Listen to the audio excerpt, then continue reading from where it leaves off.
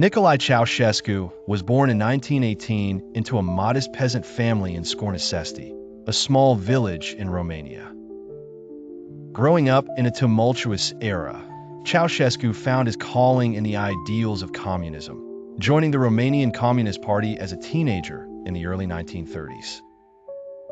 His dedication to the party quickly became evident, and he swiftly climbed the ranks, exhibiting a ruthless and ambitious demeanor. By 1965, Ceaușescu had ascended to the role of General Secretary of the Communist Party, a position from which he held immense influence. In 1974, he fortified his power even further by becoming the first president of Romania, consolidating his control over the nation. His regime soon revealed itself as one of the most repressive in Europe, with the dreaded secret police, the Securitate, enforcing mass surveillance, and a high level of human rights abuses. Ceaușescu meticulously managed to project an image of Romania as a free and independent nation to the global community, all the while maintaining an iron grip domestically. Censorship cloaked many of his regime's atrocities from the outside world, enabling him to present himself as a brave leader defying Soviet influence. The late 1970s marked a critical turning point for Ceaușescu's Romania. His economic mismanagement led to a swelling national debt, exacerbated by costly and grandiose projects aimed at showcasing his power.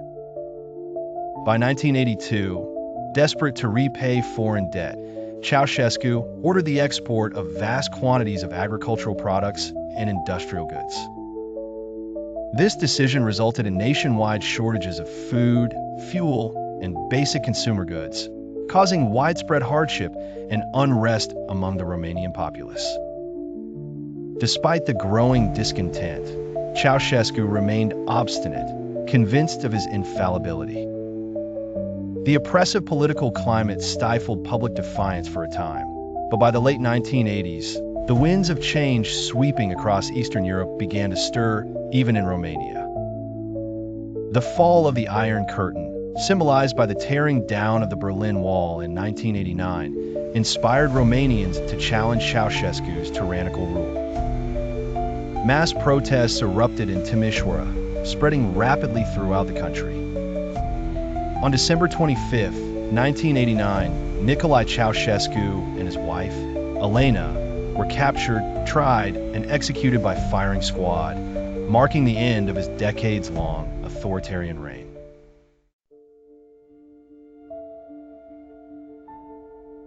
The cold December of 1989 in the quiet Romanian town of Timișoara, whispers of discontent fluttered like ghostly leaves caught in a bitter winter storm. It was December, a month that usually promised the gentle warmth of holiday, fires, and vistas of snow-blanketed peace. However, this December was different.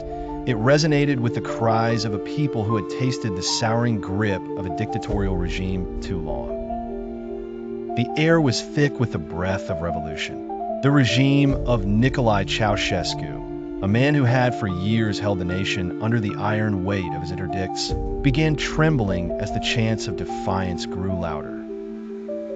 A wall had cracked, and no amount of propaganda or cruelty could seal it. On the night of December 16th, an edict was issued by Ceaușescu himself, an order that would become infamously etched into the pages of Romanian history.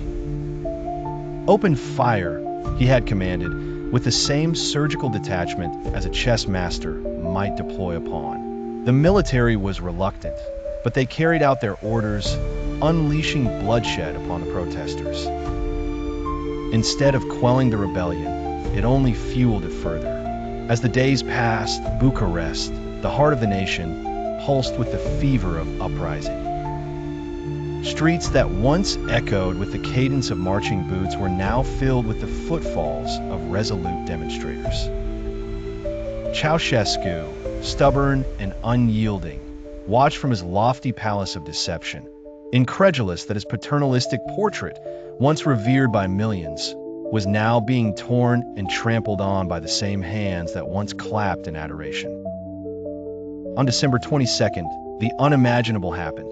Ceaușescu's power, once thought to be as enduring as the Carpathian Mountains, eroded in the span of mere days. Realizing that his grasp on power was slipping along with the loyalty of his armed forces, he fled the headquarters amidst a chaotic maelstrom of betrayal and fear. Alongside him was Elena Ceaușescu, his wife and closest confidant. The helicopter, their supposed chariot to safety, lifted them above the simmering chaos of Bucharest, an attempt to escape the burgeoning wave of revolution that lapped angrily at their heels. But fate, ever poetic, had decided otherwise. Forced to land, their destiny quickly sealed by those they had oppressed for far too long. Disoriented and abandoned, Nicolae and Elena found themselves arrested by their military escorts, now revolutionaries themselves.